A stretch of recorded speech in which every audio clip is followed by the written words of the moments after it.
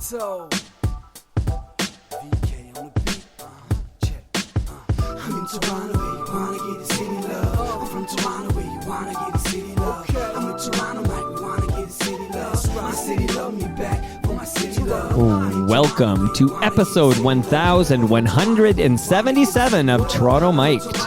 Proudly brought to you by Great Lakes Brewery. Order online for free local home delivery in the GTA. StickerU.com. Create custom stickers, labels, tattoos, and decals. Palma Pasta. Fresh, homemade Italian pasta and entrees. The Yes, We Are Open podcast, a Moneris podcast production. The Advantaged Investor podcast from Raymond James, Canada. RecycleMyElectronics.ca. Committing to our planet's future means properly recycling our electronics of the past. Ridley Funeral Home. Pillars of the community since 1921. Canna Cabana. The lowest prices on cannabis. Guaranteed. And Sammy Cone Real Estate. Ask Sammy any real estate questions at sammy.cone@properlyhomes.ca. Joining me today, making her Toronto Mic'd debut,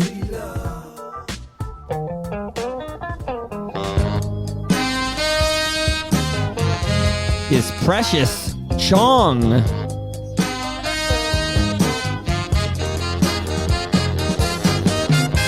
Precious, precious, precious, precious, precious baby of mine. If you don't Welcome to Toronto Mic'd, Precious. How you doing? Oh my God, that was the best intro I've ever heard. I've never even heard that song before. Okay, let me Is educate that you. Aretha I'm excited. Franklin? No, this is Jackie Moore, Jackie Moore, okay. and this is from the early 70s. So this song was a 1970 song called Precious, Precious. Oh, And I can tell you, because I did a little homework before you got here, that it reached number 30 on the Billboard Hot 100. But I dig it. It's called Precious, Precious by Jackie Moore. I like it. I've heard of like Precious and Few. People sing that to me.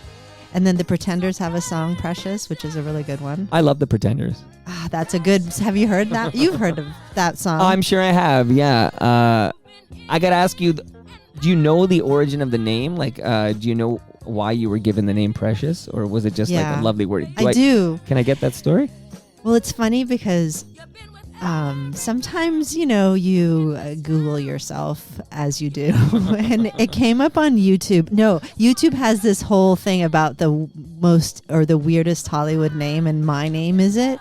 And then they said I was named after some singer. Like they had a totally made up story. Oh, they just invented like an origin story. Yeah. And I was like, that's the internet. Like I literally was like, wow, I didn't know that my name...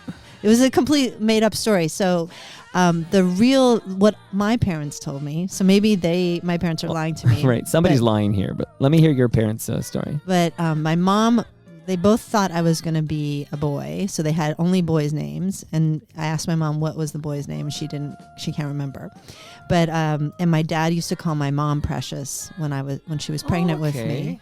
So then when I was born, they didn't have any girls' names. So my dad was like, let's call her Precious. Okay. And that's how it happened. And they were hippies, and they were doing a lot of acid at the time. That explains everything. It does. And I was their love child. They weren't married. My dad's not on my birth certificate. Okay. Because I was born in Windsor. Okay. So is there a man's name on your birth certificate? No. Because this is like my mom was like the unwed mother. And even though my dad was there, they refused to put. So his name is in my name. So my full name is Precious Shelby Lorna Flosina Chong Fittis. Wow, So Fittis is my legal last name. Okay, because your mom is Shelby Fittis. Fittis that's her. Yeah. Okay. Now I know no judgments here at all. Like I'm just curious, but we all know your father because your father is a famous dude. Who's your father? Yeah, my father's Tommy Chong of Cheech and Chong. I'm a Nepo Baby, guys. That's funny because we were actually at my oldest daughter and my wife and I were having a chat. We were like name checked like Nepo babies like this. I guess this is like a current fad or something. It's a thing. Okay, 'cause I wonder where it came from. But it's on the internet. I think it started with Lily Rose Depp was saying how her parents didn't help her get where she is or whatever. You know, she's in her 20s. Like, Sure. you know, anyone in their 20s they're stupid, right? Yes. I was stupid in my 20s. So you're a Nepo baby and you're proud of it. I'm not. I don't know if I'm proud of it. I think I'm a failed Nepo baby. I don't think I used my dad's name enough. Or Is it, so I you think you should leverage the I Tommy Chong connection for your own benefit? Like you don't think you went hard enough on the Chong part of Precious Chong? I don't. That's a tough question. I mean, I don't think I'm what the Chong legacy wants. You know what I mean? They just want something more weed related. Okay, do you smoke weed? I do occasionally, but I wasn't a weed smoker when I was growing up. I was like, ew. Like, I didn't want to do that because my dad did it. It wasn't interesting. And not only, so I guess it's natural for like a young person to rebel against their parents. So like if you had like tight-laced, waspy, like conservative parents, you might be like smoking weed as a form of rebellion. But when your dad's Tommy Chong, the way you rebel is like you get good grades. You get good grades. You go to university. Which you don't I did. drink, you don't I was smoke. the first, but not only that, like my sister was also like a wild child. My other sister moved to England and was a punk rocker. So like I had it was too much. Like what was I supposed to do? The only thing I could do was to get good grades and go to university. I love this. To be, controversial. So, but you went to university, but what was the plan? Like you were going to get like a banking job? Like what was the goal? You were just going to get a normal job? I thought I was going to like work in advertising. That's what I Okay, thought. okay. That seemed like something reasonable. Or be a writer, which I kind of, I still write. But yeah, and then it's sort of, I just went full circle and realized it's kind of... Don't fight it. Don't fight it. I leaned into it. So let me get a little more personal since we're personal right at the top. But I had a great discussion with your sister, Rae Dawn. Mm-hmm. She couldn't visit because she was like in LA or something. And it was like, so we Zoomed it. And it was fantastic because I had met her through a mutual friend, Mary Jo Eustace. Oh, yes. Who was on our podcast. Okay. She was like she was my unicorn single mom. You have no idea. Okay, well, talk to me about that for a bit while we segue to Rae Dawn. Okay, because, but we can talk about Rae Dawn because she's, amazing. We will talk about Rae Dawn. And she's insane, and she's a scary big sister. She was scary. But I know Rae Dawn did tell me, though, that like she's rarely in Toronto, and then she's like, well, my sister's there. But like... She used to live in Toronto. She did a show here. It's been a while. Like, when was the last time Rae Dawn appeared in the 416 here? Long time, too long, right? It's been a while. And so many things here. I gotta. I know. So many things. Like I want to know how you ended up in Toronto. Like when did you become a Torontonian? Well, I did a play in Winnipeg, and I met a guy, and we got married and had a kid within like 3 months. And he was from Toronto, and so I moved to Toronto, and we were going to be bi-coastal, but we broke up. And you stayed because you liked it here. Well, we were here, and then we went to LA, then we broke up in LA, and then we got back together, and then we went back. He kind of coerced me to go back to Toronto. He like got back together, so I would go back to Toronto. But we're good friends now. Okay. But and then I stayed in Toronto because for a lot of reasons. He was here. My son needed a dad. It's healthcare. I can act here. There's worse places to be than Toronto. There are. Yeah, it's great. It was great, and it's a great place to raise a kid. So how long has that been now that you've been here? God, my son is finishing high school. So like 16 years. Okay. Okay. Yeah. Well, I'm glad you're here because it means you could be in my basement. And I'm going to crack open a fresh beer from Great Lakes Brewery on the mic. Whoa. That sounds good. Cheers to you, Precious. Cheers to you. Oh, yeah. So Mary Jo. Mm-hmm. So we used to have a podcast. You can still listen to some of them called Sex and the Single Parent. Me and Melissa's story. And I can't forget, we just recorded a comedy album, which will hopefully be released in March. So when did you record that? Like this week? No, we the December 11th and December 20th at Comedy Bar. Oh, right. Okay, but Mary Jo, I really wanted her to be on our podcast because we would always interview single parents. Because we were both single parents, and we were mostly comedians, actors, but we'd always talk to single parents and figure out how they manage, what's the relationship like with their ex, how they've dating, all of those things. Because when I was going through my divorce and separation, I was like, didn't know what to do. So Mary Jo, this is why I'm bringing it's going to come up. So Mary Jo, I remember when I was going through my breakup, and this sounds awful, but it's the truth. Her husband had left her for Tori Spelling, and it was so public, and I was like, well, at least I'm not her. Right. You know what I Right. mean? Like she was in the trenches in a way that I can't imagine, and it was hard for me. So I really wanted to talk to her, and I don't know. Well, Pay tribute to someone who had to deal with something so shitty. You Can I called swear? her, yeah, you could swear. You called her like a unicorn because she is that like magical blend of like somebody who, like so public. How many of us can say, like, how public can, your man leaving you for another woman is something you deal with, and it's very personal, but it's rarely like fodder for tabloids to this extreme level that Mary Jo Eustace had to endure. Yeah, I know. It was, and I was like fascinated by it. And I think I got shy in the interview. I didn't really lean into asking all the Was she in details. person? Was she there? No, Okay. no, it was on the phone. Because her parents still live here. But okay, go on. Yeah. No, I don't think she was. She was in LA when but she was very nice. And then coincidentally, my sister became friends with her from other random way. And just to tie it all up, that's how I met Rae Dawn. Excuse me, I'm all choked up over here, yelling too much. But I met Rae Dawn because Rae Dawn was Mary Jo's guest for a new episode 3 of Mary Jo's podcast, X's and Uh-Ohs. Oh, right. And we needed the new number 3 because the original number 3, which I was literally like ready to drop, we got like do not drop that. Like I won't call it a cease and desist because that involves a lawyer, but it was like a don't drop that. I don't want anything to do with this anymore. It was a Dean McDermott order. So we had like this mad scramble to replace the original episode 3 with a new one that kind of explained everything. Is that Dean McDermott calling you, or is that Mary Jo? I don't know. Oh, it's my mom. My You should mom's put her calling. on. No, but yeah. Oh, yeah. So which ties yes. it in? Can I Yeah, interrupt tie it up again? because this is all how I met you. But yeah, Well, go ahead. And I guess they're quite friendly now. And I'm very friendly with my ex. Whoa! You need an update. Okay, they were very friendly for several months, and now they're not friendly again. Oh, they're. Oh, really? Yeah. That's why we needed a new episode 3 because they're not. Yeah, it's got ugly again. It's like she was dumped a second time. Like if not to get overly dramatic. Fool me once. but it really does depend on the partner.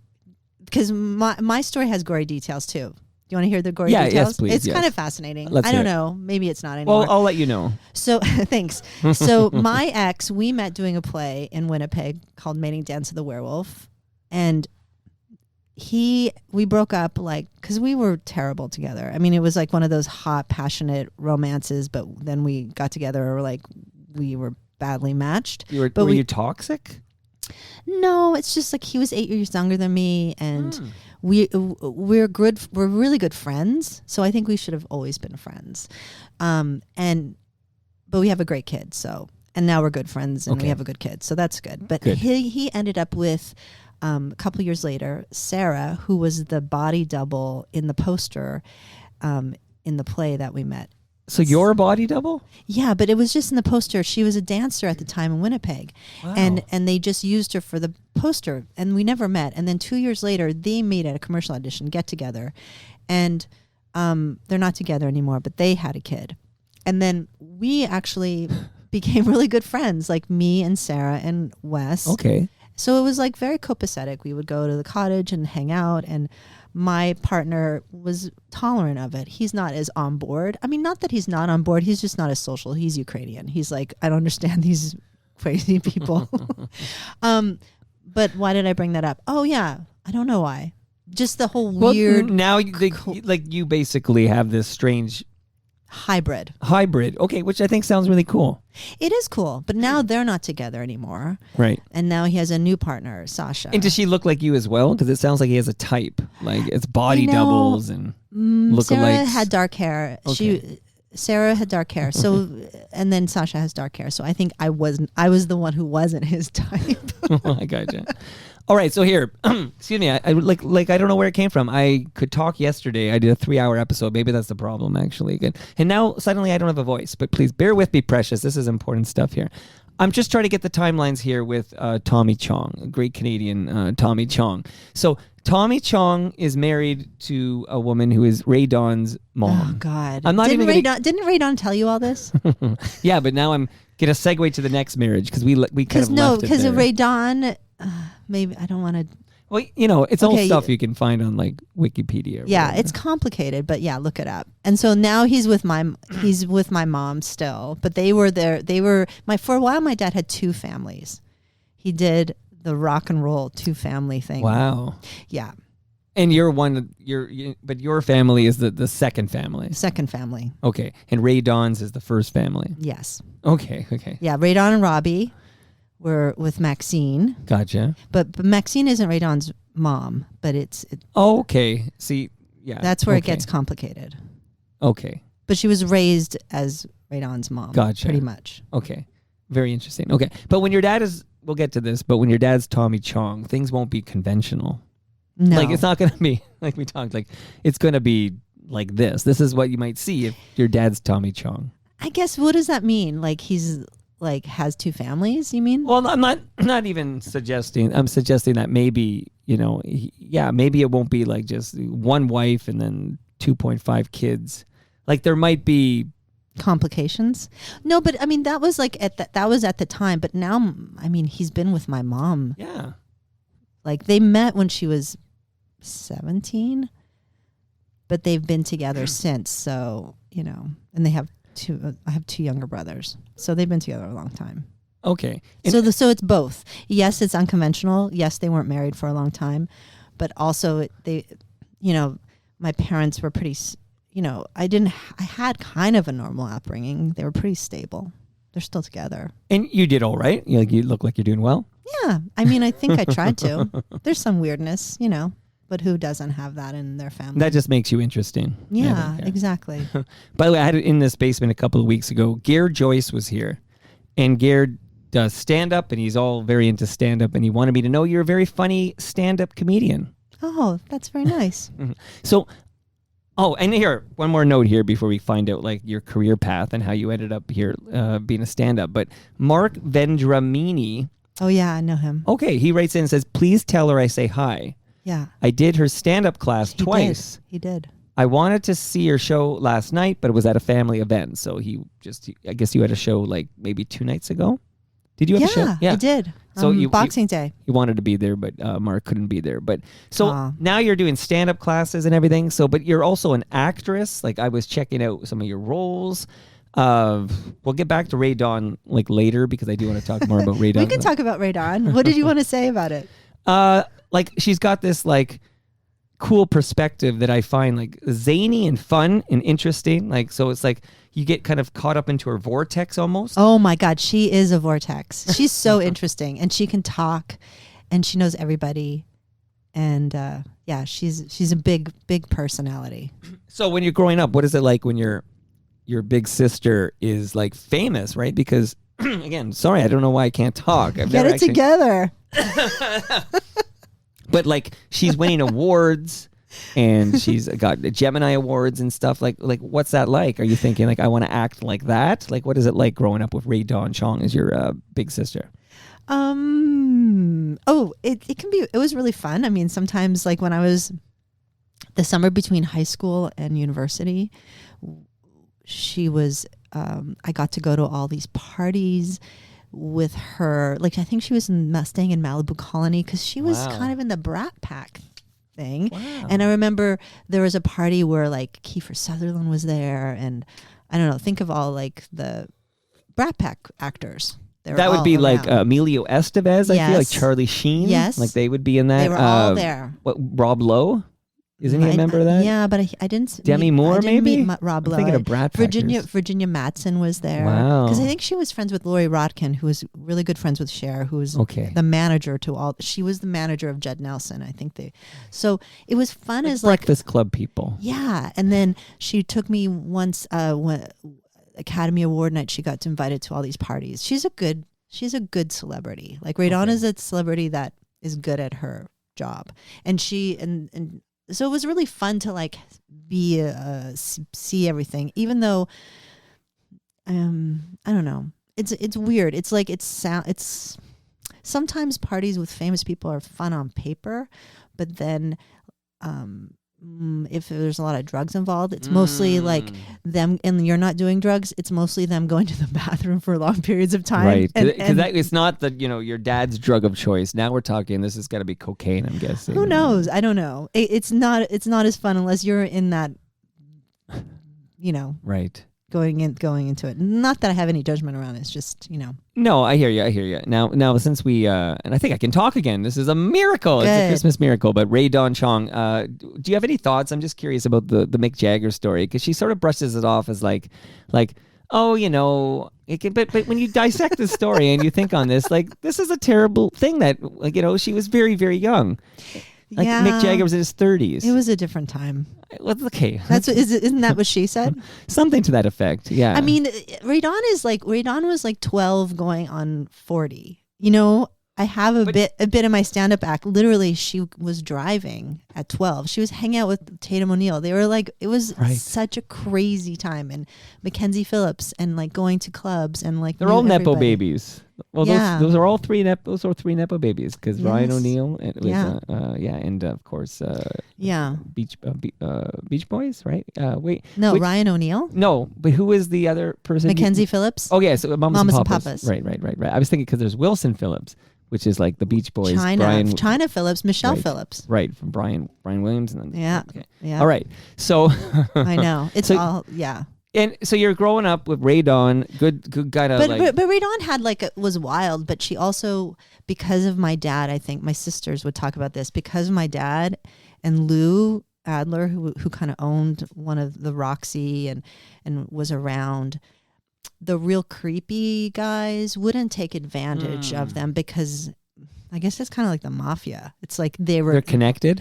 I guess so. So you got to protect them. Yes, but I mean, creepy. It was a creepy time. Let's face it. No two ways about it. The boundaries were different. Okay, but still, you end up going to university, like a more conventional path, where Nice you'd think segue.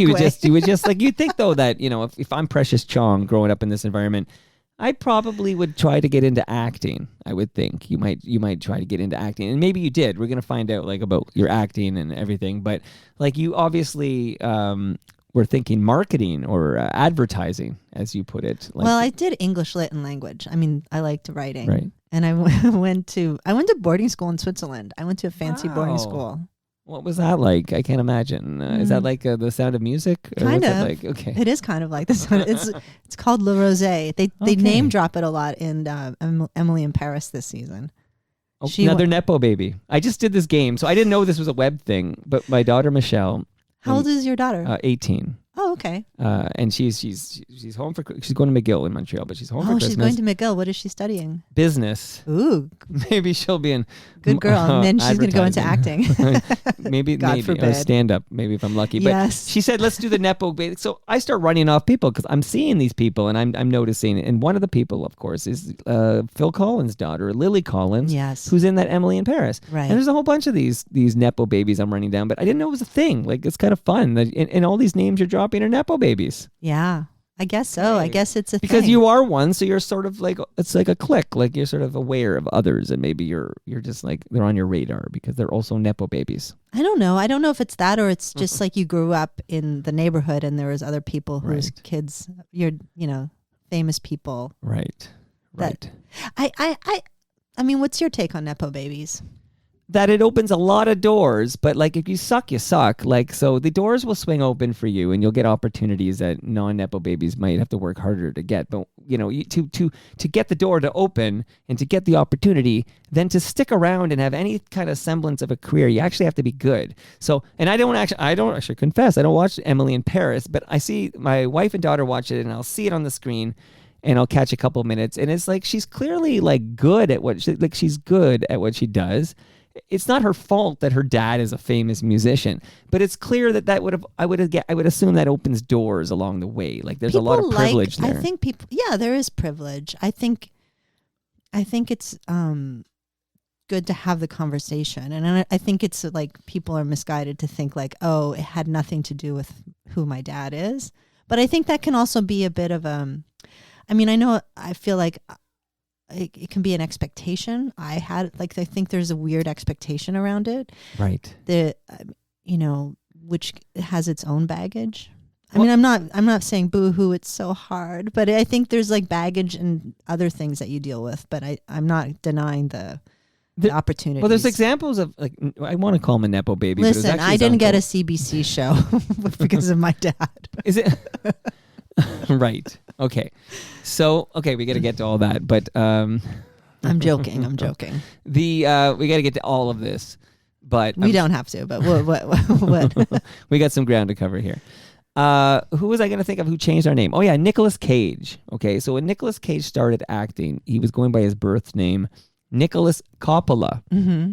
His uncle is Francis Ford Coppola. Like, so there was this whole Coppola name, and he changes it. He invents his name Cage to sort of like get rid of this like Nepo. He's trying to shed the Nepo Baby thing by like changing his last name. Is that why he did it? Yeah, he didn't want to be like a Coppola. He wanted to like forge his own ground or whatever. I think it was a good call. Well, yeah, it worked out for him. But so the only movie I've ever seen, I think, where he's Coppola is Fast Times at Ridgemont High. Oh. Like, he's got a smallest freaking part. I don't think he talks, actually, but Nick Coppola is in Fast Times at Ridgemont High. Oh. It's a great movie, by the way. It is a good movie. It's such a good movie, Now I'm trying to right? think- yeah, it's a really good movie. Remember Valley Girl? That was my Is that your favorite movie? of Nicolas Cage. It's just one that I remember. Okay, so for him, I liked the Coen Brothers movie. Oh yeah. What is it? Come on, Because I can see John Goodman climbing out. the babies. Yeah, Come on, Holly Hunter. The Holly Hunter. Come on. Raising Arizona. Yeah, thank Sorry. you. This is why I can go Google things if I need to. I see. Precious. Yeah. But, okay. So, when did you realize you wanted to be an actress? It took me a while. I mean, I acted when I was a kid, like in commercials and stuff, and on my dad's movies. But he cut us a lot. He cut us out of the movie. He just wanted you to be filmed so you had the experience, and then he'd leave you on the cutting room floor. Maybe. My sisters and I. It was good. We got our SAG cards. It was great. I did it not until I was like in my mid-20s. Like, so I went to university. Mm-hmm. I got out of university. I was in England. Then I came to LA and I got my first job. I was writing coverage, which is when you read scripts and do like coverage on them. And Okay. then I met an assistant who was working for Cinetel, which is the movie company that my dad had done Far Out Man with, Josh, who coincidentally was the director of AKA Tommy Chong, the documentary about my dad going to jail. So this guy, Josh, got me a job at Oliver Stone's office. So that was my first job out of Wow. university. So yeah, 100%. Is it Nepo? I don't know. I got fired. I got fired. No, that's what I meant about doors opening. Like, okay, the door that you got the job because of Nepo, Yes. but to keep the job, okay, Which that's I about it, didn't. which you didn't. So like, I No, feel bad about that one. Oliver Stone didn't fire me. It was a great experience. And then I realized that But is this like Wall Street Platoon? it was time? fantastic. Like, It was this such a this was quite a interesting. run for him. Yeah, it was when he was just when he was like starting the Doors and finishing Born on the 4th of July and Wow. prepping JFK. Yeah, it was intense. Wow. So it was such When I a rented JFK for my local video store, it was 2 cassettes because it was so long, and I actually accidentally put the wrong cassette in first, and I didn't know because it just starts in a courtroom, and I thought this was just the style. So I actually watched the second half first, and then the first half second. So I think that's cool. and Non-linear. you know John Candy's in that. Yeah, lots of good people. So then I did that and I got fired, and then I decided that I wanted to dance professionally because I always wanted to be a ballet dancer. So then I went to Japan and danced in a show there, and I came back and I went on a dance audition, but it was accidentally an acting audition, and I was very shy, and I liked it even though I was terrible at it. And that's when I was like, oh, I need to act. And everyone in my family was like, are you nuts? You're so shy. It's not your thing. But then I just took to it. It was fun and challenging. And I don't know, it made me do things like, I was out of my comfort zone. You left your comfort zone, which is Exactly. thrilling sometimes to do that. Yeah. So I'm going to name some of your biggest titles you've been in, and then you can confess like what your role was or whatever. But I'll just This name is these so three depressing. big titles. You ready for this? I can't. L.A. Confidential, which, Yeah. by the way, Yeah. big time, great movie. Yeah, it is. Who do you play in L.A. Confidential? I play the woman that's getting beat up in the opening scene that Russell Crowe saves. I'm literally in the first scene of the movie. I need to review. Like I need to go back to the film. I haven't seen it in a few Like years. I think you can literally hear me breathing at the start of the credits. It's like I know it's crazy, but So yeah. how did you get? Did you audition for that? Like, is it like, I owe Nepo Tommy Baby. a favor? Nepo Baby. Wow. No, it wasn't at all. But it was in a weird way. It was.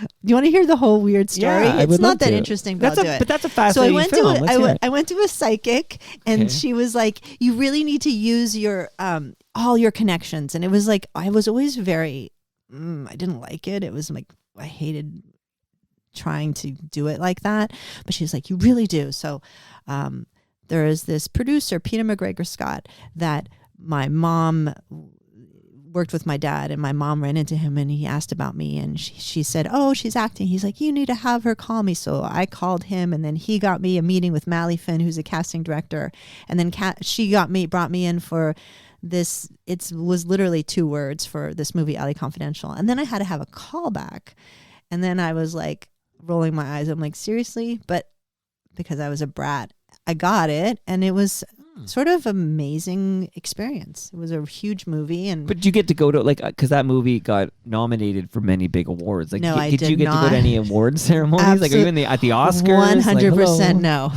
I was a tape player. I was like Right. 1 day's work, but it was great, and people were really impressed with it. All right, so there's one big title. Again, I'm picking big titles, not big roles. We'll let you tell us your favorite roles. But yeah. Pearl Harbor, which by the way I hated. Am I allowed to tell you that? No, now? yeah. Okay. Who are you in Pearl Harbor? I was a nurse who tells, I think, Ben Affleck to go and get another shot. I think, I don't know. They're all getting these. Because you're like, I think Ben Affleck. How the hell do you not know? No, it's he was Ben in Affleck? the scene. Okay. But it was a big day, and Okay. it was a couple days, and Michael Bay was screamed at everybody. Did he scream at you? Yes, he did. What an asshole. Yeah, he was. Who does he think he is? His movies suck. I He's hate an Michael Bay amazing movies. director. He's not amazing. Yeah, He's no, just come on. Transformers. Like, come on. Well, I guess you can't argue with his success. He makes But his money. His movies make money. But is you know you're what? telling me. Okay, I'm going to tell you something that Yeah. I think is. He's a type of man who has 2 huge dogs. Do you know the dogs that are oversized? He's compensating. Well, for like something. Saint Bernards. What are these things? Not Saint Bernards, but more the big dogs. like those over like Great Danes. They're yes, huge. Great Danes. They're big. Yeah. He has 2 Great Danes. Have you ever seen And a Great Dane take a crap? And Okay.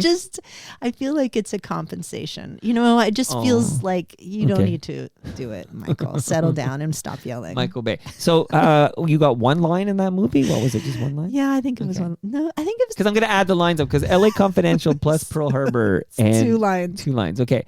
And this Playing It Cool. What's your role in Playing It Cool?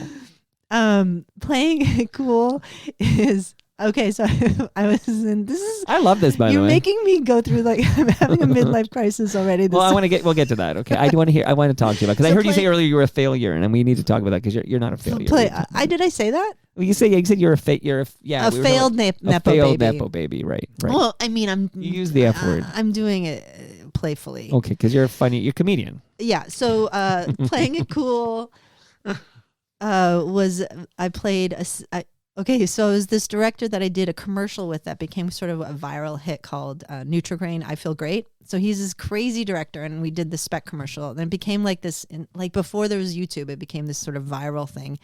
And this was his first movie, Justin Reardon, and he, Right. so I did the scene, and he told us, we play this couple, this kind of sad, pathetic couple, and he goes, you guys are a couple that they would never make a movie about. That's funny. That's funny. And this movie's got like Chris Evans is in there, and Yeah, I Topher Grace I did not have any lines. scenes with them. Okay, what is your personal favorite role in your acting career? What is the role you're most proud of? Well, I did a movie called Homewrecker that. Oh, can I play the trailer? Yeah, sure. Okay, because of course I do my homework and I'm all over Homewrecker. Here we go. I'm Linda.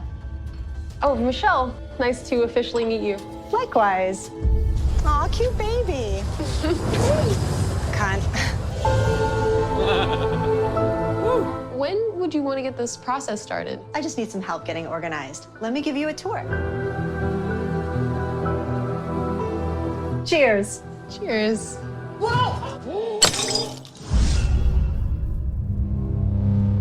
Listen, I feel really terrible. How can I make that up to you? I really have to go. Are you thinking about leaving now? Linda! I get it. Why would you want to hang out with a weirdo like me?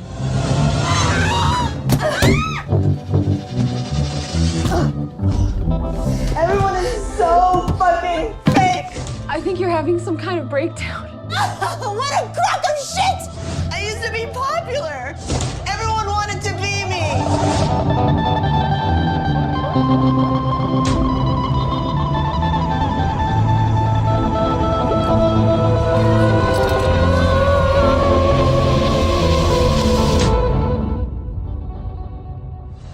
You don't know anything about me!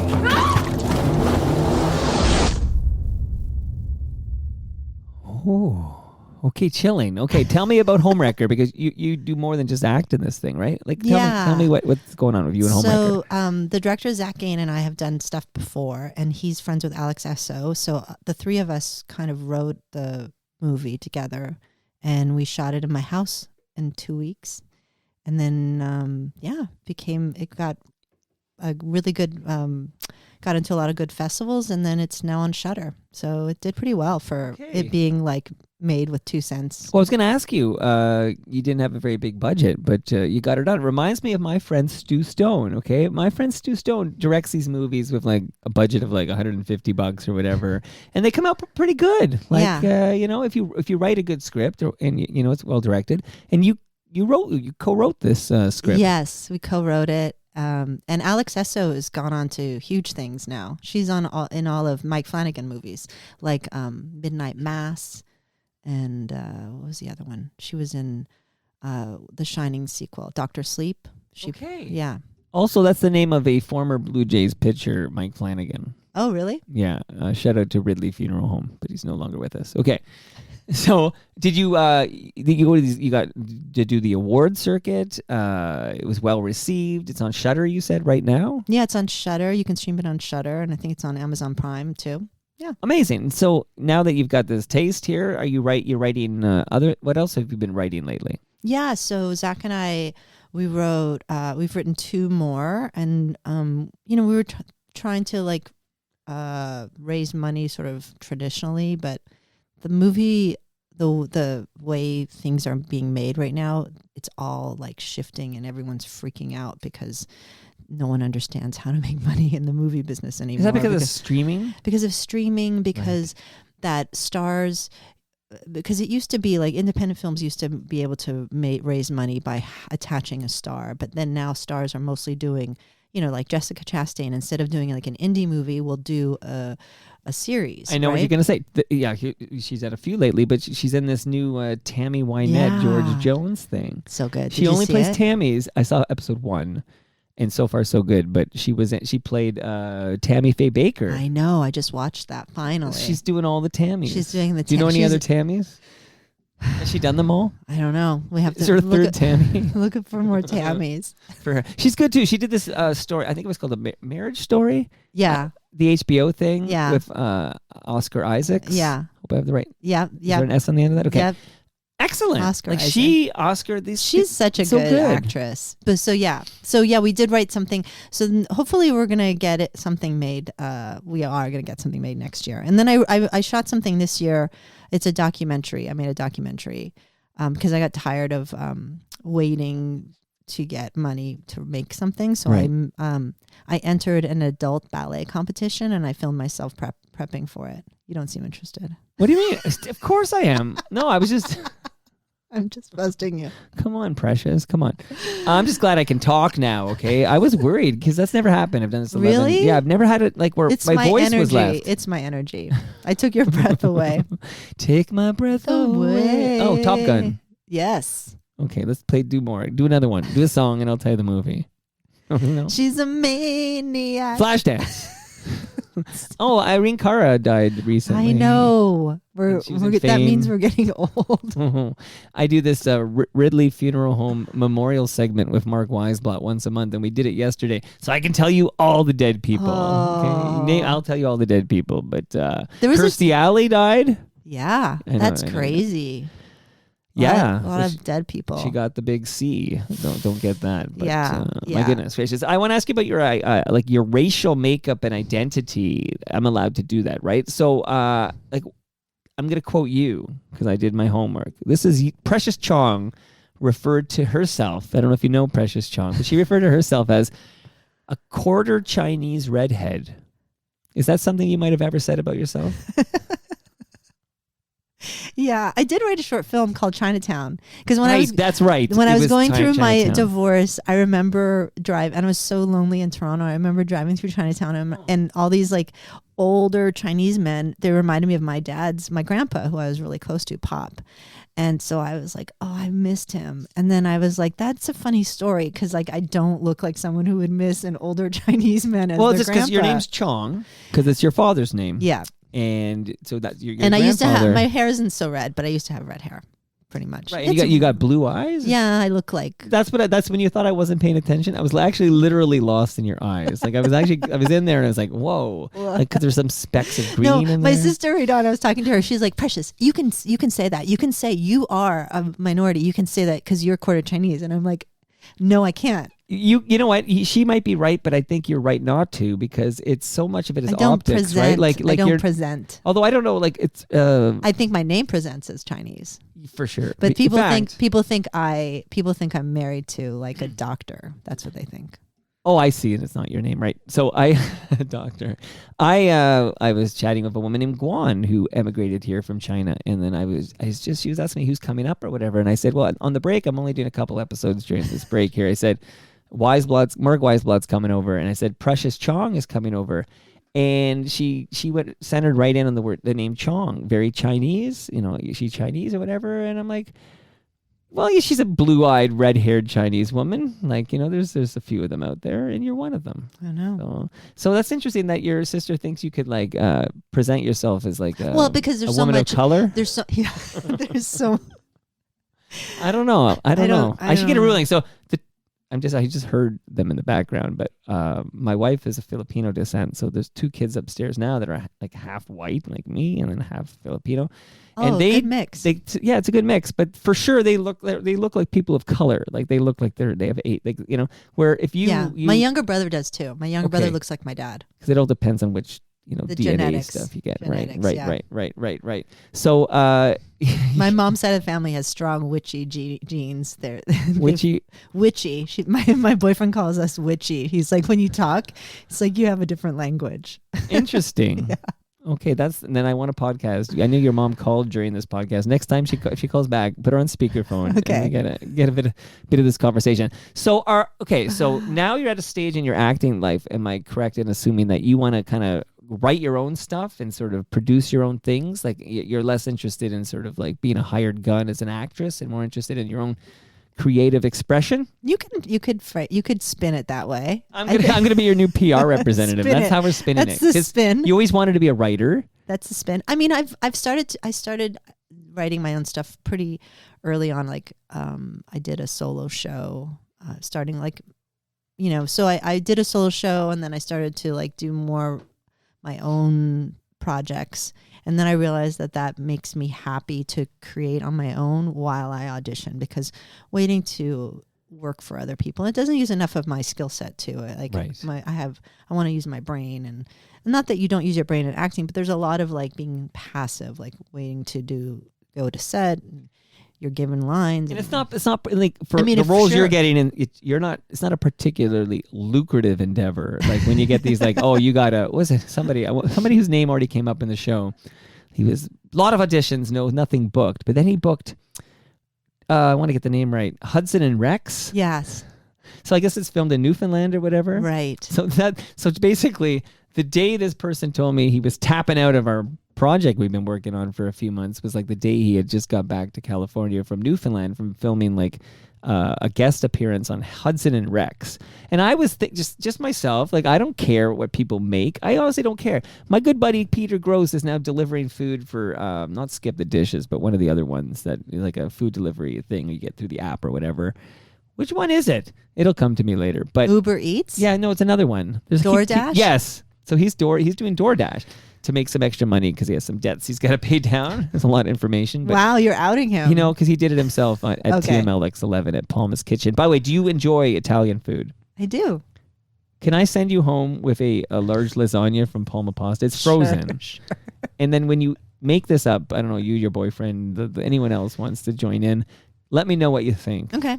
It's amazing. That sounds This good. is really happening. And you mentioned to me off the top, you do drink beer, but your boyfriend is an alcoholic. Is that correct? Just kidding. Yes, absolutely. No, he's a pothead. He's a pothead. Okay. Yeah. Does he buy his cannabis at Canna Cabana? Yes. They won't be undersold on cannabis or cannabis accessories. Finally, I can tell Palalis from Canna Cabana that a Chong was on the show talking weed with me. So they have over 140 locations across the country. So thank you, Canna Cabana. Thank you, Palma Pasta. You're getting the pasta. I'm enjoying my Great Lakes beer here. Thank you, GLB, Great Lakes Beer. You can find them in LCBOs and some grocery stores, and you can get free delivery in the GTA. Later, I'll just thank a couple of other sponsors. We've already given our love to Ridley Funeral Home.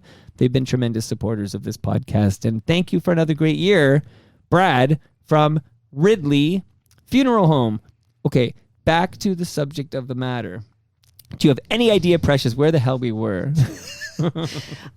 Making money. Okay. It's hard to That's make right. money. No It's hard to judgments. make No money judgment. But if as you're an actor. Yeah, if you're going to go do a guest appearance on Hudson and Rex, like that's got to be like one of the 50 things you do to Yeah. cobble together like a living. Yeah. It's especially, I think Canada is kind of a small pool.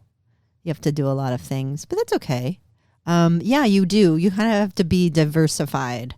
And there's no shame. I mean, of course, if I got booked on a series and was working, like that would be a dream. And Do you still audition? yeah, a ton. I just did a Murdoch Mysteries. Oh, that's a big deal. I know. I feel like I'm a true Canadian. Okay, so I when does that know. air? Do you know? I have no idea. Okay, but Precious Chong is on a Murdoch mystery. That's yeah, cool. yeah. Very cool. And there is enough. Like I would imagine that with like Running the Burbs, and now I'm going to name check, but all these productions that are kind of local. There's the one in Hamilton, The Strays, the spinoff of Kim's Oh yeah, Convenience. yeah, You still, I think maybe Working Moms is done actually. I think yeah. Working Mom they is wrapped. done. Okay. I never got on that show, but you would have been great on Working Moms. thank you. Honestly. their loss. What else? There's lots of auditions. Lean more on that Chong thing. We need more Nepo Baby action here. I wonder. I don't know. Yeah. But yeah, I still audition a lot. I do a lot of audition a lot for commercials. Although, yeah, and there's more diversity in commercials, which is good. But you're Chinese, so you can use that to your advantage. I don't present it as such. Imagine, I guess, like, if you're going to put on contacts or whatever to give yourself brown eyes or whatever, and dye your hair maybe black. Yeah, I don't know. But what's the point of your question? No point at all. Is that you'd want to write your own things and direct your own. Well, yeah, like that's why stand up is kind of great. And I did. Okay, let's segue to that then, because what made you get into comedy? I have a bit of your comedy, by the way, which I might play to give people a taste. But that's quite the pivot, because you're doing the acting and and I writing. did solo shows, and then my dad, when he'd come to my solo shows, I did Groundlings in LA, which is like big time, right? That's what like launches the million. Yeah, big I did careers. Groundlings, and then I came to Toronto, and I did sketch with Sandra Battellini, is a comedian around town, and we were in a troupe called The Specials with me, her, and Phil Luzzi and Christopher Sachin. We did a lot of sketch together, and then I started doing stand-up. My dad always kind of was like nudging me to do stand-up because he's like, basically your solo show is stand-up, but I was a little bit nervous about doing stand-up. But then I Because finally... you mentioned you were shy back then. Yeah, and it just seemed like his territory, and it's such a it was a male-dominated kind of thing. But then I started doing it here because Toronto's a great place for performing. There's so much, you can go up so much, and there's a great scene. So I started doing that like 10 years ago. And then I started teaching at Second City. Kevin Frank contacted me, and I was like, I don't even know if I should be able to teach stand-up, but I was actually really good at it. I'm good at maybe being around comedy, listening to comedians so long, and I'm a good audience. Okay. So yeah, I have a knack for teaching, and it's fulfilling, and I like it. So I've been teaching on my own now ever since the pandemic. I just teach. Okay, and that explains the Mark Vendramini note. Yes, and then I run a monthly show. And he did your show. He did your stand-up class twice, which I Yes. can interpret two different ways. One, you were such a good teacher. He's like, I want to do that again. But two, it's like you did such a bad job. He had to do it a second time. Like you know what I mean? It's like you repeat the second grade. Either or, it works. So can somebody listening right now, like enroll in your stand-up Yeah, class? Like yeah. how would they do that? So they can just contact me. They can message me on Instagram or email me. My email is preciouschong@yahoo.com. And then, I was worried you were going to AOL.com, but no, yahoo.com. No shame in that game. I used to be a I have Yahoo a person. Gmail. I have a Gmail, but I keep that. That's keep for that your clean. friends. I keep that clean. You don't want the spam from the great unwashed. Yeah. That's for the other Nepo babies who want to get a hold of you. They're like, I'm going to the Gmail. And that's how I know, because I was like, if I were like, in with Precious Chong, I'd have the Gmail address. But all I have is this lousy yahoo.com address. I can't let it go. I don't want to let Anyway, don't so have yeah, to. they can contact me there. I'm going to start classes in January. Okay, say the address one more time. My name, preciouschong@yahoo.com.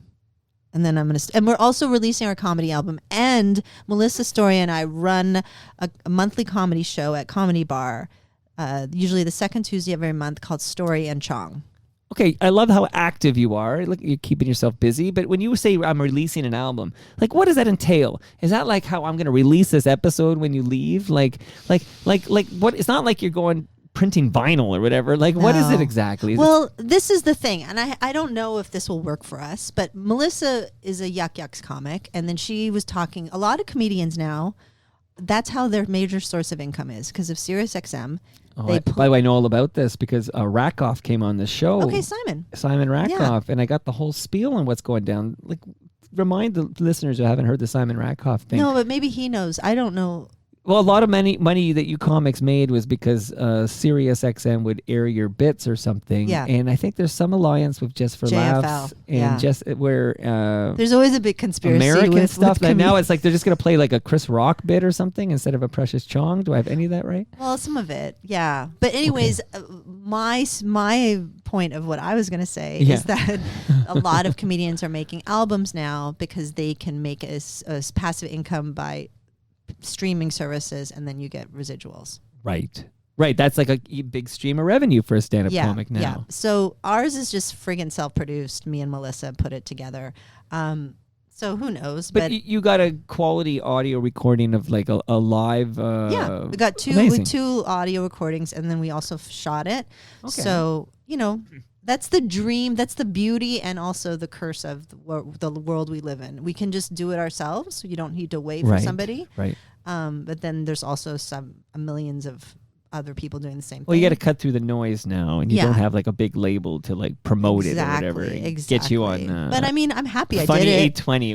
I'm trying to think of. That's the only thing I could think of. Would they air some of this on Funny 820, which is in Hamilton? Do you know the station? No, I don't.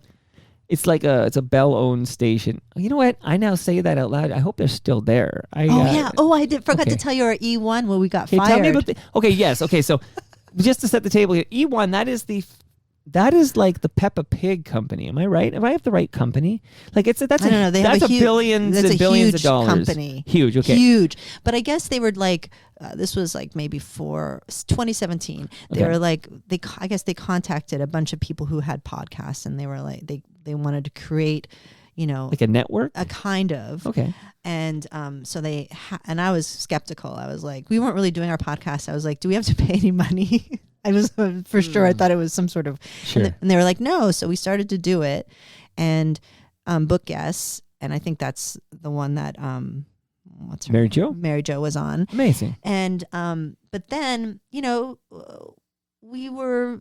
I don't know. We didn't promote it as much because we were whatever. The numbers weren't great. I guess they weren't making money. So they wanted to do a phone meeting. But it's like I think E1 is like that. Like everyone, the people who was above us was changing, and you know how that is. So this new person was coming on and she wanted to have a phone meeting with us. Right. And And so we're like, okay, well, I don't know why. And she spent this like 5 minutes introducing herself and telling about all the things she did. And then This is why I'm great. Okay. And then she goes, and we're really sorry, but we're going to drop your podcast. Oh, that's funny. Like, what's the point of the have no sales? idea. Like this is what I've done. I've done these wonderful things, and you're fired. And so Right? then, That's so funny. then, Does this make your routine? Like when you go? no, I have. And then, so then Melissa after it, she was like, can I swear? I don't, Yeah, you I think can swear, she texted me. She was like, what the fuck was that? And then the producer who was on the phone call, who is also connected to E1, was on that text. And she was like, hi, it's me. I'm still on this. Although at that point, who gives a fuck? But Exactly. that is funny, and it's like clearly they were looking for like big numbers. And Yeah, you like had, they were just regular numbers. Well, whatever. I don't know. Whatever the thing is, like it was just so funny that they were like, she had to do this big intro about her accomplishments. That's funny. And then they were like, and you're fired. That's funny. I know. Like if you're this call is to fire Why do we- somebody, but you can why do we skip even- the. You could even do an email. Honestly, It could have been an email. It's good. It's an email. What is better nowadays? Like always, because now that we no longer do anything face to face or whatever, like would you rather be fired by email or on like a Zoom or a phone call? That's a good question. Yeah. Like, I mean, it they all depends. kind of It suck. depends on the. They all suck. Yeah. But I mean, now I think there's even a worse level. Text? In Hollywood. Oh, yeah. In Hollywood, it's a ghost. There's Oh. just nothing. That's worse. Yeah, They don't do the no thank you. They just yeah. disappear. Okay. It's like dating. The money just stops showing up in your Yeah, account or whatever yeah. like that. Okay, I'm sorry that happened. You have E1. Oh, it's all right. It's funny. They only have like $1 billion trillion. Like if it's a company, I think it is that Peppa Pig company. Like they got a lot of cash over there. Okay, I'm sorry to hear that. But would you consider getting back in the podcasting game? We always threaten to. We do. And remind me, who's we again? Who is Me and Melissa Story. She's Melissa Story? Yeah, that's the one who I did Sex and the Single Parent Right. was a podcast. And she's a comedian. Is she a Sing- Nepo Baby? She is not a Nepo Baby. Okay, look at you slumming it with the normies. And we also would do videos that were like when Funny or Die was a thing. We were on Sure. that. But yeah, we would consider it. It's just the tech stuff. It's the tech that gets in our way. Well, no, this is not a sales pitch, okay? Because we just met, and it's not a sales pitch. Except that's actually what I do. Like that's where I was this morning. Like if you got the content and everything, I'm the A to Z, all the other parts, like the tech part and everything. I do everything else. Like I was just at a client site today, and he's got a guest, and he's gonna ask questions and interview somebody, but he needs somebody to capture all that audio, video, and then edit it all, and then drop it as a podcast and all these social media clips and all that stuff. Like that's where I plug in. That's me at TMDS. But that did sound like a sales pitch. Now that maybe I'll cut that out. Is of this the, a multi-level marketing thing? And if I get because- 5 more comedians to do it. That's right. When Melissa Story signs on, then you get a bonus or whatever. But you are leaving here with a lasagna. That was no bullshit. Oh, I'm not charging you for that lasagna. Thank It's you. empty box right now, but it's in my freezer. And Ridley Funeral Home, here's a tape measure for you. Okay, because I have a big question coming up, and there's a bunch of people want me to get like all the details on something coming up. So I'm giving you the measuring tape for Ridley Wow, Funeral I Home. really love this measuring You got tape. the beer. Good. So many gifts. Thank you. I know you're happy in the East End, and you made the trek to the West End, which I really appreciate. But if you're ever looking to move, or if you have any real estate questions whatsoever, Sammy Cohn Real Estate. He's the drummer for The Watchmen. You remember The Watchmen? Yeah. He's the drummer, man.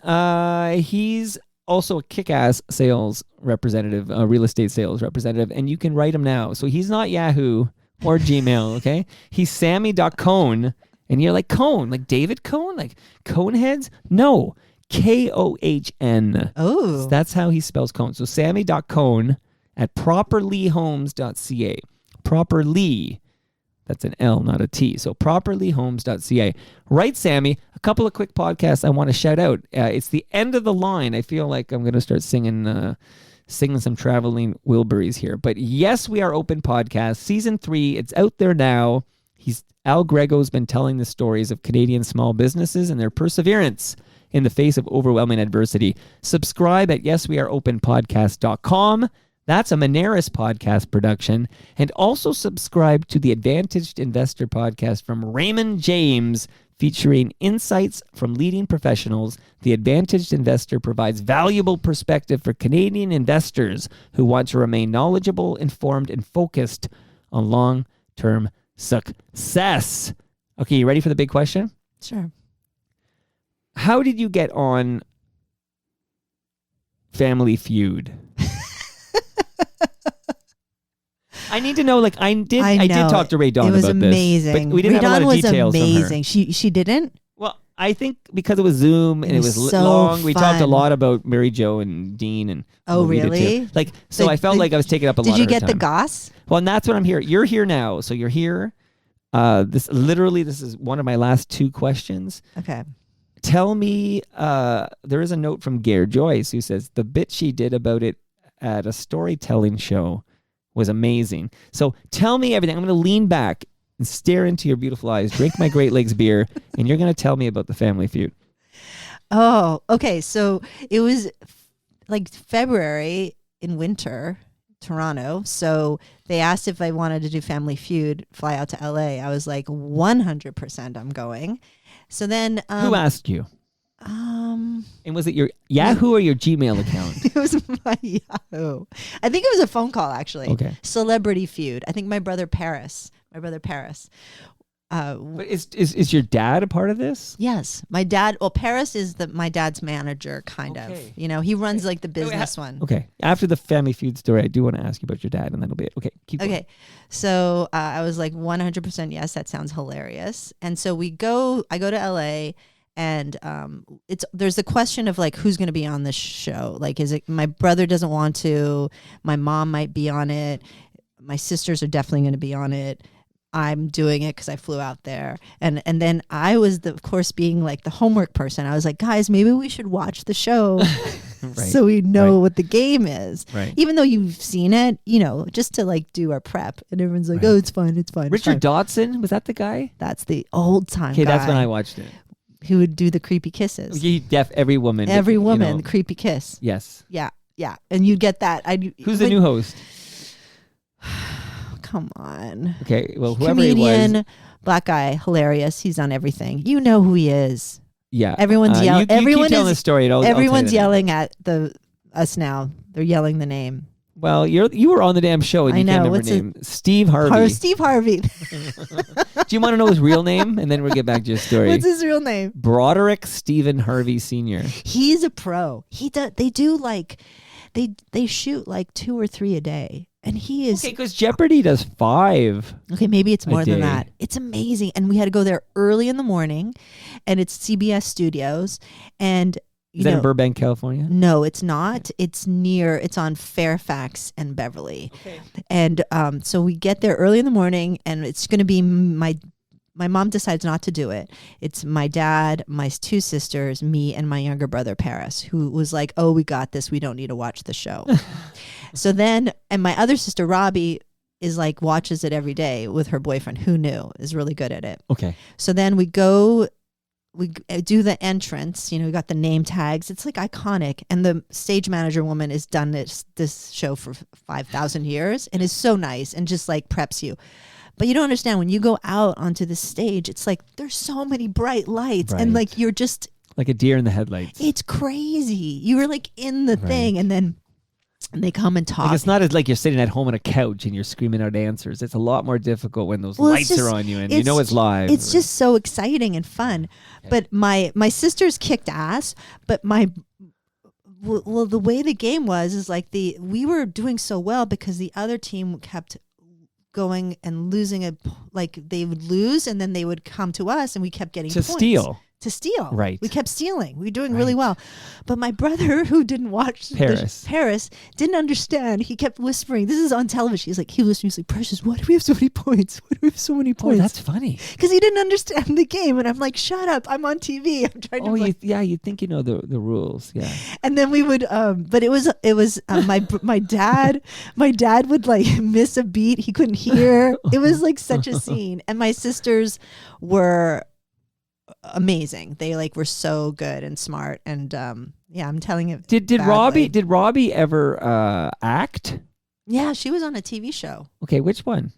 Poltergeist: The Legacy. Filmed here, right? Like, Yeah, in Vancouver. in Vancouver. Okay. Yeah, I'm not doing a good job telling You know the what? story. Did you because win? Like, we won. Okay. They okay. won. We won.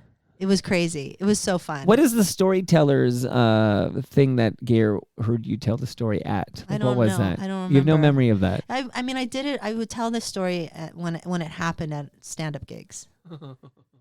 I love it. Yeah, it's you need to add the E1 story to your stand-up routine. You by the think way, so? Yeah, I think it's you could workshop that into something pretty damn good here. So last question. Now that I think I said it's an hour and I lied. It's going to be a little longer than an hour, but not a lot longer. But you have to earn that lasagna. Nothing in life is free, Precious. Here, okay. But what is it like? And I need the honest, real talk here because I can only imagine. What is it like having Tommy Chong as a father? You saved that question for last. There's no particular order here. Okay, Precious. okay. Come on. What would you think it would be like? Well, okay, because as discussed with Rae Dawn Chong What did Rae a Dawn couple say? months ago. Oh, what did we Rae Dawn talked say? So Rae, what's the age difference between you and Rae Dawn? 7 years? 6 Okay, years? 6 years. Okay, because Rae was really good with the info on your dad as a Motown artist. Yes. Like, and a lot of people don't really even know about like the success your dad, the Vancouver. Yep. Like a lot of people are ignorant to that. They just think Cheech and Chong. No, I know. My Or dad the 70s show, had yeah. a whole other career Yeah. as a musician. And discovered Michael Jackson. Yeah. Which is a mind blow, like Yeah. when she dropped that one on us. And I the know. saddest story, which Rae Dawn would tell about, a young Michael Jackson, and she wanted to play, and him saying something to the effect of, "We don't play." Did you ever hear this story? No. Yeah. Oh, I have a funny story. Okay, So go. my sister. Is it funnier than the Michael Jackson and "We don't play" story? Yeah, it's sad. It just low reminded bar. me of it. So my sisters, Robbie and Rae Dawn, their mom, Maxine, used to go out with a guy. He was a musician. He was blind, and he was not Stevie Wonder, but think Stevie Ray Wonder. Charles. But he wasn't famous. So he, they have this. The funniest story they have about me is they were in the back seat. I was sitting between him and Maxine in the car, and we were driving up Laurel Canyon, and his glass eye fell out in my lap. When I was like, that's traumatizing for a and I was kid. like, my sisters Sammy Davis Jr. could not stop laughing. Isn't that like a horror movie? No, it's I have traumatizing. I have no memory of it. I blocked it out. There's a reason for And that. my sister we had horses, and we in Malibu when I was really little, and we would ride the horses to get candy at the grocery store. This was magical. But I would ride on the back of hers, and there was a big hill, and I'd be like, Rae Dawn, please don't go down the hill too fast. Please don't go down the hill too fast. And she would gallop. She was she was the worst sister. She was the best, but the scariest. And like you said, when she was 12 years old, she was like 22. Like, Yes. Like Very. what a life. So Rae Dawn, what's it like to have Tommy Chong as a dad? Like, okay, so because he's got the Motown. I love roots. him. I think he's one of the he's magical. He's narcissistic. He's lovable, and he's very he really leans into. He has so much love in his heart, and he really leans into being famous. Like, he really likes being famous, and it's really nice. You know what I mean? When someone is just really embraces who they are and what they've accomplished, it's nice. And if your dad were here, like, because He's iconic. We're here in Canada, and for a few years now, it's been legal to buy cannabis, and you can smoke it in the park, and the police won't bother you. Like, we're living in such a magical time for cannabis. But And when he I went think to back at jail the for advocates, bongs. the people, the advocates and the activists and the work that had to be done on the ground to legalize this herb. Like, I don't know why we haven't expunged every fucking record. Everyone in jail for possession should be freed today. Like, it's gross. So gross. It's I so know. political. And when he got the federal government sent him to jail, I realized what piece of shit everything was. How it just is all about politics and optics and doesn't make any sense. And like, it's true. Like, when he was in the 70s, people don't realize how controversial, how counterculture they were. It wasn't like, now it's like mainstream. Now it's Right. It's the regular. But then it was so scary to people. Right. They were like evil or the devil. I Like, remember he'd find himself on lists, you know? I remember being in grade school, and I had this history teacher. He was from Texas, and I loved him, and I wanted to get good grades. And he said he came to school one day, and he's like, "I saw one of your father's movies, and I was disgusted." Up in smoke. And he was like, the drug use and the sexuality. And I was like Oh my 11. And even at Yeah. 11, I was like, dude, you're a teacher. You're not supposed to say this to me. Oh my God. Yeah, I'm sorry you had to hear that, but there's a lot of ignorance when it comes to cannabis. And even today, so literally this morning, I was recording this cannabis podcast, and there was a guy there. He teaches at, I don't want to butcher the name of the college. He teaches at Humber or Centennial, I think. But he was talking about how it's actually today illegal in this country, Canada. It's illegal today to have pot on you that's like unmarked. Like if it's not in the container that came from the legal. those If you just have a containers are thing the- of weed, actually, they can actually charge you for possession of like, Really? I can't remember the terminology, like unauthorized cannabis or something. Like you have to have it in its original container that you bought it, like when you bought it from OCS or if you bought it from Canna Cabana, which is what you should do. Like it's got the symbols and all the stuff. You can't just have like a baggie with ganja in it and expect that you can that you're not committing any crimes. And of course, as we know, a lot of this law has been utilized to against racialized Canadians. And there's a whole case I was just learning about from a guy in, I think it was Winnipeg, but an Indigenous man who was like it's unfairly targeting the people of color and marginalized. Yeah. I know. We could go. This is a whole other I know, podcast. it's a whole other And podcast. I'm sorry. I'm all fired up no, now. it's also because the people who are making, this is the maddening thing, is the people who are making money and capitalizing on it, maybe the company that you're representing excluded, Shout out to Canada. you know, are majority, white male. I hear what No you're saying. offense to you, Toronto Mike. Or you, although you are Asian. So. Thank you. And I'm female. I don't think that works anymore. Like I feel like that we've taken that card away. No. No? You still, I'm yeah? keeping Okay. that card. Look, hey, I check my my privilege at the door. Like I'm so hyper aware of it, you know. Like I'm so hyper aware of it. So whatever you say is good with me, Precious Chong. Thank So, you. how was this for you? Because you came a long way. Yeah, you get lasagna and beer, and But was the conversation okay? It was I'm fun. sorry I didn't have voice at the beginning of this convo, That's but I have it okay. now. Like I No, feel it's. like, I think you should did. we start again? Do you? I think you did a really good job. Okay. And if you ever want a podcast, let me know because you got a great voice on that mic. It sounds Oh, great. Thanks. A little nasally. Better than mine. Okay, where is there somewhere like should we follow you on Instagram? Oh, Where, yes. Like if we want to Follow find me- out where to follow me buy at- this album that you just recorded. Follow me on Instagram, Precious Shelby Chong. Precious. I'm gonna tag Precious you on this Shelby because Chong. after this we're gonna get a photo. Okay. And I'm gonna tag you on Instagram. Yeah. Are you on Twitter? I am on Twitter. Your sister's good at Twitter. She is good at Are Twitter. you good at Twitter? I'm a lurker. I sometimes get into it. What is your handle on Twitter? I think it's just Precious Chong. Okay.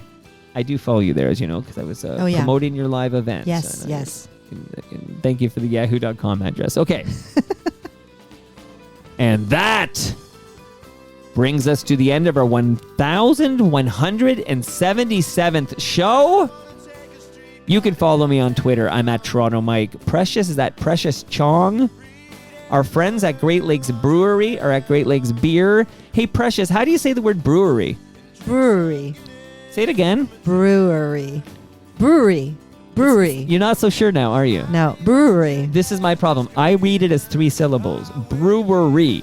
But apparently you're supposed to bleed those syllables together. So Great it's Lakes Brewery. Brewery. You gotta just. But this is an unwritten rule I wasn't Great taught in Lakes school. Brewery. Yeah. It sounds more masculine if you're like brewery Brewery. instead of brewery. Rural juror. A rural juror at the brewery. Brewery. Palma Pasta's at Palma Pasta. Is it pasta or pasta? Please say pasta. Don't say pasta. I say pasta. And Pasta. Jim Cuddy from Blue Rodeo told me it should be pasta. It's Canadian when you say pasta. Oh my God. Now I want to say pasta. Sticker U is at Sticker U. Moneris is at Moneris. Raymond James Canada are at Raymond James CDN. Recycle My Electronics are at EPRA_Canada. Ridley Funeral Home are at Ridley FH. Canna Cabana are at Canna Cabana _ The Edibles episode is coming soon with Andy Palalis. And Sammy Cohn Real Estate is at Sammy Cohn. That's Kohn. See you all next week.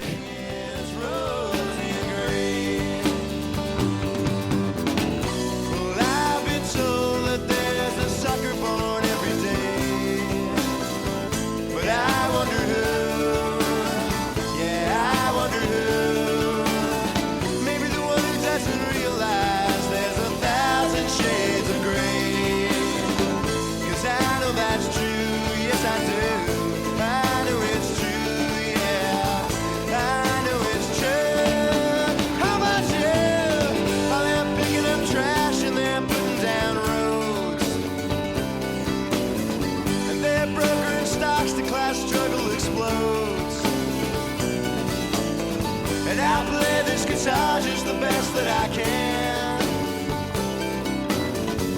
Well, maybe I'm not and maybe I am. Who gives a damn, because everything is coming up rosy and green. Yeah, the wind is cold, but the smell of snow warms me today. And your smile is fine and it's just like mine and it won't go away. Everything is rosy and gray. Well, I've kissed you in France and I've kissed you in Spain, and I've kissed you in places I better not name.